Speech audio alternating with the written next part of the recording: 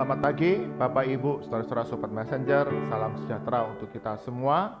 Pagi hari ini kita mengucap syukur oleh anugerah Tuhan. Kita boleh bersama-sama mengawali hari kita dengan belajar firman Tuhan di dalam Bread of Life. Kiranya firman Tuhan yang kita baca, kita renungkan, senantiasa menjadi satu panduan dalam kehidupan kita sebagai anak-anak Tuhan. Mari kita berdoa terlebih dahulu. Bapa kami dalam surga, sungguh kami mengucap syukur Engkau karuniakan kepada kami hari yang baru, rahmat yang baru untuk dapat kami nikmati sepanjang hari ini. Dan bersama dengan Sobat Messenger, kami akan belajar untuk mendengar suara Tuhan, kehendak Tuhan di dalam Bread of Life. Roh Kudus yang tolong kami semua, yang terbatas, yang lemah, dengan pertolongan kuasa Roh Kudus, kami dapat mengerti firman Tuhan, menyimpannya di dalam hati kami untuk menjadi satu tuntunan panduan di dalam keseharian kami. Berkati kami semua. Di dalam nama Tuhan Yesus kami berdoa. Amin. Bapak Ibu, saudara-saudara Sobat Messenger, dalam kehidupan kita sekarang ini, kita menyadari kita mendapati makin lama makin langka kita mendapatkan orang yang jujur. Kejujuran satu barang yang langka, karakter yang langka kita dapati di dalam kehidupan orang-orang pada masa sekarang ini.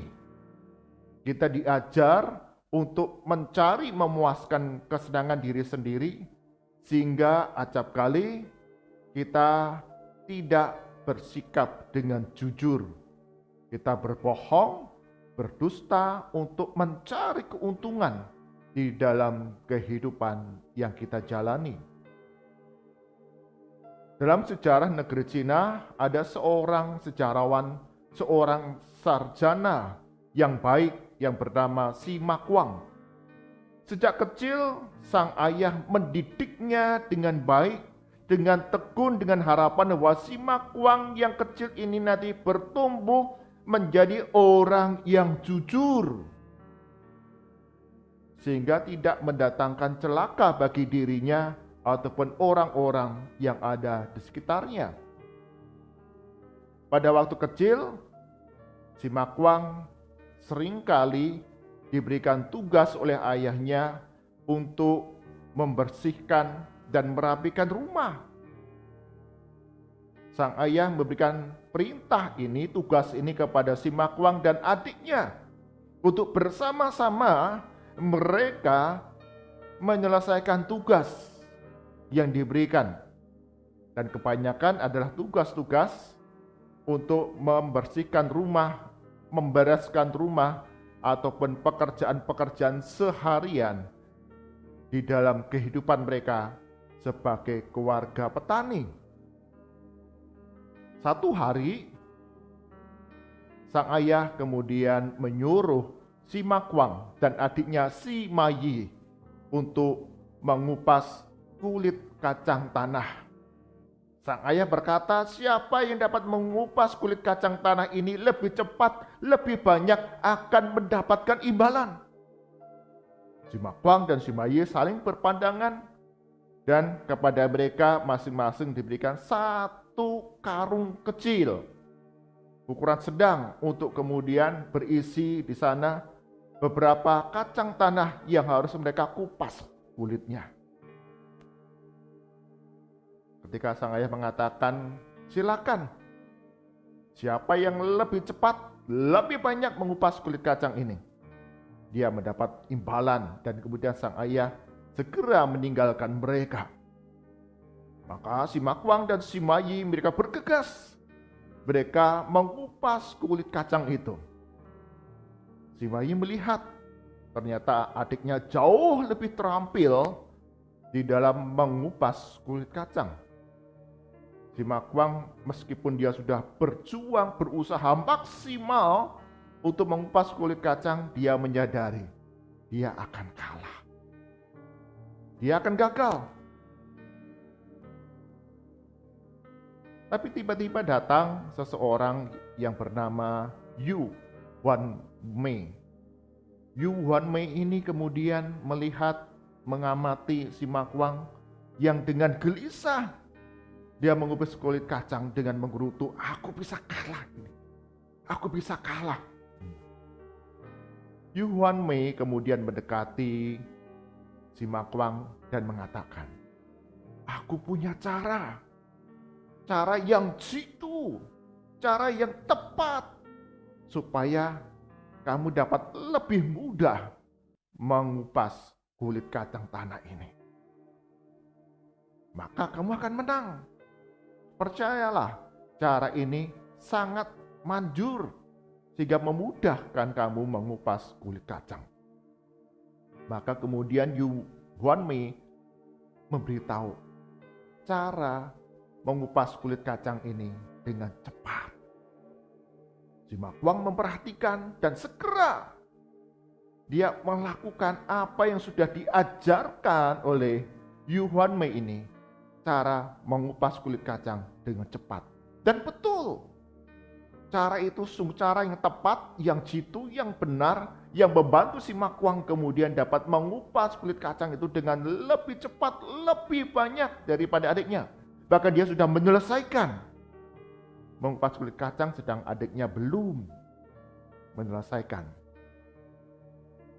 Ketika sang ayah hadir, dia melihat bahwa si Makwang sudah selesai mengupas kulit kacang. Ganti adiknya si Maye yang dengan gelisah dia berusaha untuk menyelesaikan mengupas kulit kacang. Sang ayah tidak memberikan pujian kepada si Makwang. Bahkan kemudian ayah ini bertanya kepada si Makwang, bagaimana kamu dapat menyelesaikan dengan cepat mengupas kulit kacang ini? Sekarang beritahu kepada adikmu bagaimana cara mengupas kulit kacang ini dengan cepat, sehingga adikmu ini dapat segera menyelesaikan tugasnya. Si Makwang kemudian dia menceritakan, memberitahu cara kepada adiknya mengupas kulit kacang ini dengan cepat. Siapkan air panas, masukkan semua kacang di tanah itu ke dalamnya, rendam sebentar, angkat, kupaslah. Maka itu akan jauh lebih mudah, jauh lebih cepat untuk kami dapat menyelesaikan mengupas kulit kacang. Sang ayah hanya mengangguk-angguk, kemudian dia bertanya, apakah cara ini adalah cara yang kamu pikirkan sendiri?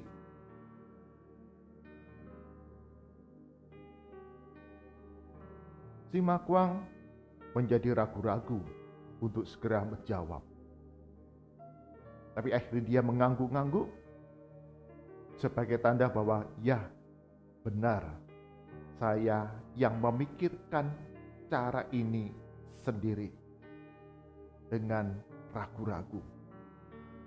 Sang ayah melihat keraguan-raguan dari si Makwang. Dengan wajah kecewa, sang ayah ini tidak memberikan imbalan kepada si Makwang, bahkan meninggalkan si Makwang dan si Mayi yang tidak lama kemudian juga menyelesaikan tugasnya mengupas kulit kacang. Si Makwang menjadi gelisah. Ketika dia kembali ke kamarnya, dia memikirkan apa yang sudah dilakukannya, apa yang sudah diperkatakan kepada sang ayah bahwa dia sendiri yang menemukan cara mengupas kulit kacang dengan cepat. Kemudian disadari bahwa apa yang sudah dilakukannya adalah hal yang salah. Maka kemudian si Makwang datang ke kamar ayahnya, berjumpa dengan ayahnya, dan berkata kepada ayahnya. Dia minta maaf dan mengakui bahwa cara mengupas kulit kacang yang cepat yang dia ajarkan kepada adiknya bukan dari pikirannya sendiri, tetapi diberitahu oleh Yu Wan Mei. Sang ayah ketika mendengar pengakuan dari si Makwang, dia tersenyum dan kemudian dia berkata demikian. Kejujuran adalah hal yang paling dibutuhkan di dalam kehidupanmu dan kehidupan orang-orang yang ada di sekitarmu. Jika dari kecil kamu membohongi hati nuranimu sendiri, maka kelak ketika engkau sudah besar, kau punya hati nurani yang kebal dari semua peringatan. Yang engkau pikirkan hanya untuk kesenangan diri sendiri, kepentingan diri sendiri. Dan itu akan merusak dirimu dan juga merugikan orang-orang yang ada di sekitarmu. Sejak itu, si Makwang, dia memegang teguh apa yang disampaikan oleh ayahnya, bahwa kejujuran adalah hal yang paling dibutuhkan dalam kehidupan setiap manusia. Bahkan ayahnya kemudian mengatakan bahwa sejujurnya sang ayahlah yang menyuruh Yu Han Mei untuk memberitahu cara mengupas kulit kacang dengan cepat kepada si Makwang, untuk menguji apakah si Makwang adalah seorang anak yang jujur. Semakin dewasa, si Makwang bukan saja dia punya pengetahuan yang luas, tapi kejujuran menjadi satu hal yang terpancar dalam kehidupannya, sehingga banyak orang menaruh kepercayaan kepada si Makwang. Sehingga hari demi hari di dalam kerajaan yang ada, si Makwang memiliki kedudukan yang cukup tinggi, dihormati, dan banyak orang datang kepadanya meminta khidmat, pertolongan atas segala kesulitan yang dihadapi. Bapak, Ibu, saudara-saudara, Sobat Messenger, kejujuran makin lama makin langka dalam kehidupan kita sekarang ini. Banyak orang lebih mengutamakan akan kepentingan diri sendiri untuk mendapatkan harta, untuk mendapatkan popularitas, untuk mendapatkan kuasa, untuk mendapatkan keuntungan. Apa yang mereka butuhkan, harapkan. Mereka bertindak tidak jujur, melakukan kecurangan, melakukan pembohongan, pendustaan. Sehingga apa yang mereka harapkan itu berhasil. Korupsi hingga sekarang menjadi satu tantangan yang besar di dalam setiap pemerintahan yang ada. Punya kedudukan, punya jabatan, dan digunakan untuk mengambil keuntungan bagi pribadi serta kelompoknya. Ada orang-orang yang memanipulasi melalui media sosial, melakukan kebohongan-kebohongan demi popularitas, demi mendapatkan satu perhatian dan keuntungan di sana. Bahkan mungkin kita pernah melihat di simpang 4 jalan seorang pengemis yang kemudian membawa seorang bayi yang ternyata bukan anaknya sendiri, tapi menyewa demi mendapatkan belas kasihan dari orang lain. Dia tidak peduli kepada bayi yang kepanasan, bayi yang ada di lingkungan yang penuh dengan bahaya yang dapat mempengaruhi kesehatannya. Karena itu, firman Tuhan sungguh mengajarkan, mengingatkan kepada kita Di dalam Amsal 11 ayat ketiga dan ke-11 demikian firman Tuhan. Orang yang jujur dipimpin oleh ketulusannya, tetapi pengkhianat dirusak oleh kecurangannya. Berkat orang jujur memperkembangkan kota, tetapi mulut orang fasik meruntuhkannya. Sungguh, orang yang jujur adalah orang yang diperkenan oleh Tuhan. Sehingga Tuhan memberkati orang-orang yang jujur ini dengan pertolongan, pemeliharaan, damai sejahtera di tengah berbagai kesulitan yang dihadapi. Ada kecukupan demi kecukupan. Tetapi bagi orang-orang yang fasik, yang berlaku curang, yang berlaku dengan tidak jujur, ada kesulitan. Bahkan digambarkan di sana tadi, ada yang rusak, ada yang runtuh dalam kehidupannya.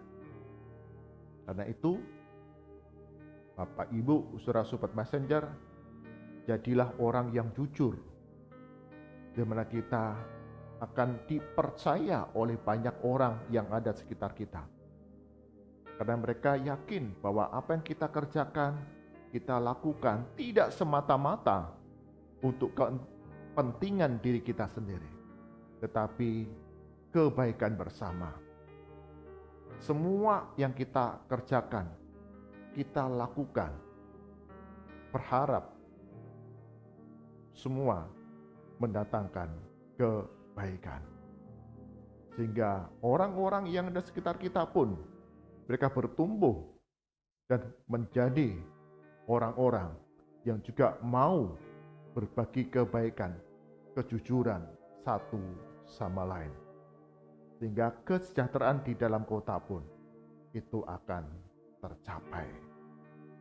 Mari kita berdoa.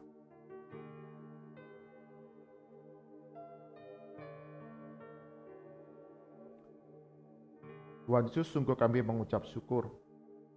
Kami diingatkan kembali bahwa kami harus belajar untuk bersikap jujur dalam kehidupan kami setiap hari. Memeriksa dalam hati kami agar segala apa yang kami lakukan, bahkan apa yang kami perkatakan adalah benar, jujur. Kami tidak berusaha mencari kepentingan, keuntungan bagi diri sendiri, tetapi kebaikan bersama dengan orang-orang di sekitar kami. Berilah pertolongan dari Roh Kudus-Mu, agar kami menjadi orang-orang yang jujur dalam kehidupan kami setiap hari. Kami serahkan ya Tuhan untuk sepanjang hari ini, segala aktivitas kami, Sobat Messenger, ataupun bagi kami yang beribadah pagi hari ini, tolong kami ketika kami menjalani banyak hal, kami mau menjadi orang yang jujur, yang mendatangkan kebaikan bagi diri sendiri dan juga bagi orang-orang yang ada di sekitar kehidupan kami. Lindungi segala perjalanan kami, Engkau buat berhasil segala usaha pekerjaan kami. Berkati tiap-tiap anggota keluarga kami masing-masing. Bagi yang sakit, yang lemah tubuh, Tuhan akan sembuhkan, pulihkan, karena oleh bilur-bilur-Mu kami sudah disembuhkan. Bagi kami yang berduka, kami yang bersedih, sungguh Tuhan berikan penghiburan yang sejati dari Roh Kudus, sehingga di tengah berbagai kesulitan yang kami hadapi, rasa khawatir, rasa takut, penghiburan Roh Kudus itu senantiasa hadir dan berikan hikmat kepada kami untuk melakukan apa yang menjadi bagian kami. Maka Tuhan Yesus akan mencukupi segala hal yang kami butuhkan. Bagi kami yang ada dalam pergumulan beban berat yang harus kami pikul di tengah berbagai kesulitan kehidupan yang kami jalani, berikan hikmat jalan keluar bagi kami.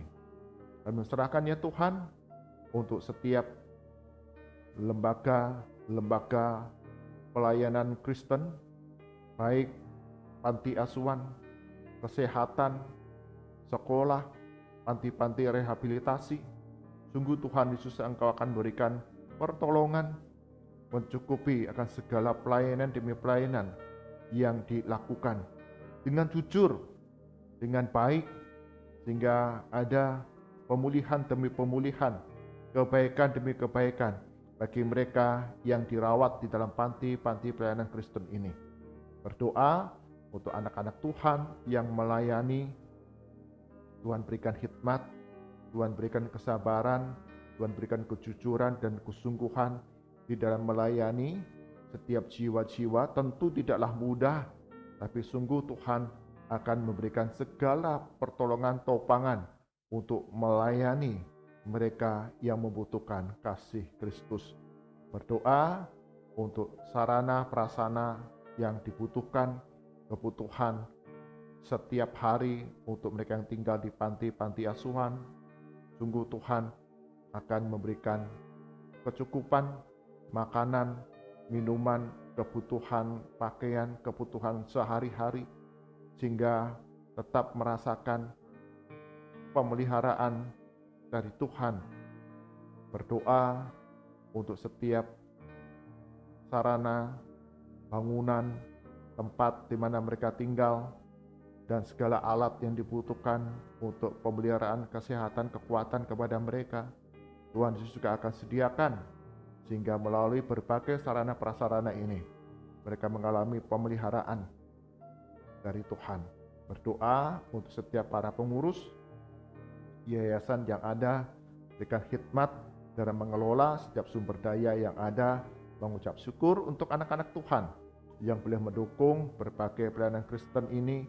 Senantiasa Tuhan berkati, terus setia untuk mengambil bagian menurut talenta yang Tuhan berikan. Berdoa bagi bangsa dan negara kami Indonesia, khususnya untuk aparat keamanan, baik Polri, TNI, boleh bersama-sama menjalankan peran menjaga kedaulatan, keamanan, stabilitas di wilayah Indonesia dengan hikmat di tengah berbagai tantangan ancaman zaman ini.